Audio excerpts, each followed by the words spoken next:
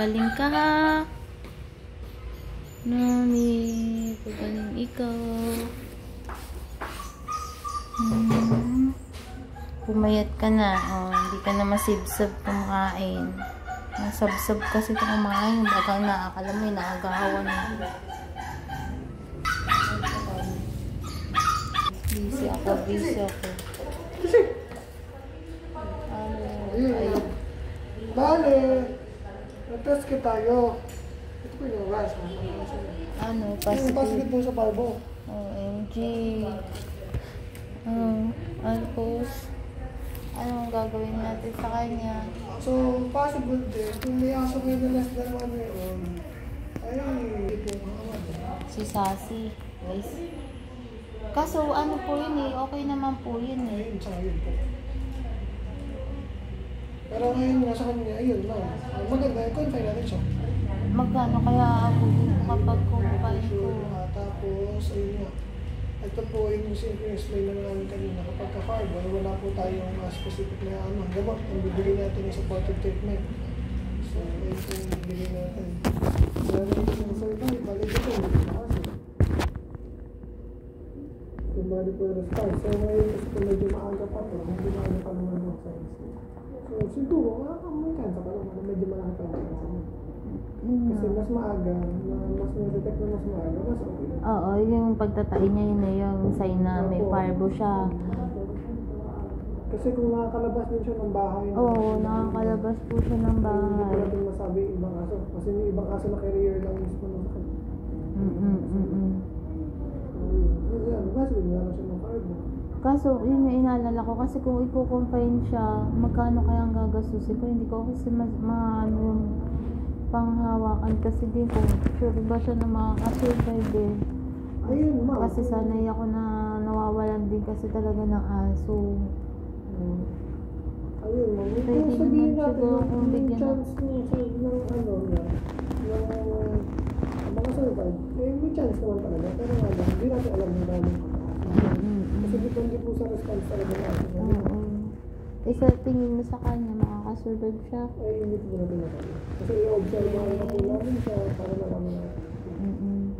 Kung paano yung response. Iiwan ko siya dito. Ay, kanina po. Pwede naman iwan nyo. Pwede naman kung kaya nyo siya bantayan 24 hours sa bahay. Kasi nga, may trabaho. May ano kasi gawain kasi sa bahay. Tapos, depende tayo naman. Kasi, kung nagsusto ka siya, hindi po kayo bibigay ng oral meds sa kanya ngayon. Oo. Kasi kung magbibigay tayo ng oral meds, susuka na rin pang susuka. Tubig lang kasi yung kinakain niya kasi. Ano po yun? Kahit subukan natin pakainin ng solid aid kung susuban, ganun din. Oo. So, anong mangyayari sa kanya? Hindi siya lalagyan ng alas, Kasi pero naman po, ayun po ang pinamaganda. para naman ano siya, parang hindi siya magutom. Opo, at saka hindi siya mag-dehydrate kasi kung sumusuka siya ng sumusuka, Oo. nag-dehydrate po siya. Hindi naman ako kakain ng 5,000, no? Hindi naman ako abutin ng 5,000 pagka ganyan. Depende po. Kung depende sa response niya, saka sa meds na kailangan niya. Kasi po injectable po ang ibigay natin. Sana hindi na siya magsuka. Magsuka. Kasi para kasi may kung susuka siya ng susuka, bibigay pa tayo ng meds para suka. Kaya po kami condition nila. Hindi ko makapag-desisyon kasi yung pera kong tindi ito para lang pang, ayun nga, 2,000 na kaagad sa kanya pala. Kung kaya nyo naman siya sa bahay, pwede naman po. Ayun lang, hindi ko alam kung ano ano ko sa kanyang. Wala po ba kayo ibang kasama sa bahay na pwede naman? Ako nga magtitingin. Ang kaso lang yung gamot na ibibigay sa kanya, kung hindi siya injectable.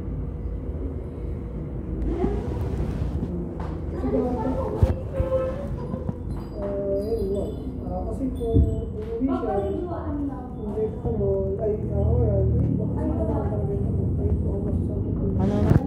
Kasi nabira ko yun. Pero ngayon naman, at least, alam na natin kung ano yung talaga natin sa kanya. tsaka kung ilang araw pa lang naman siyang hindi kumakain. So, Isang araw pa lang. medyo ano pa naman.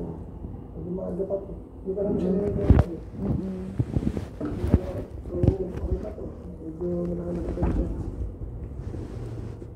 Babalikan ko na lang siya. Baby, kaya?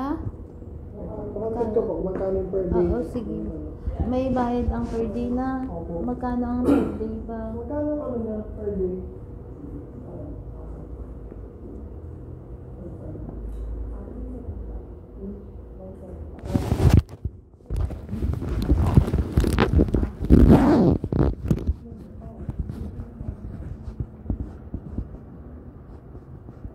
Tapos yung next year.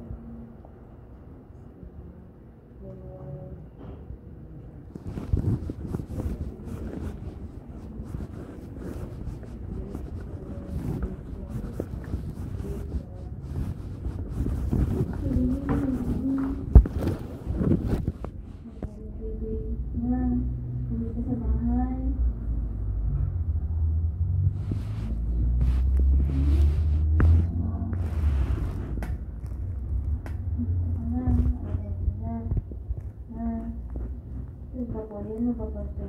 Oo, mababanda naman yan, ma'am. Wala bang vaccine yan?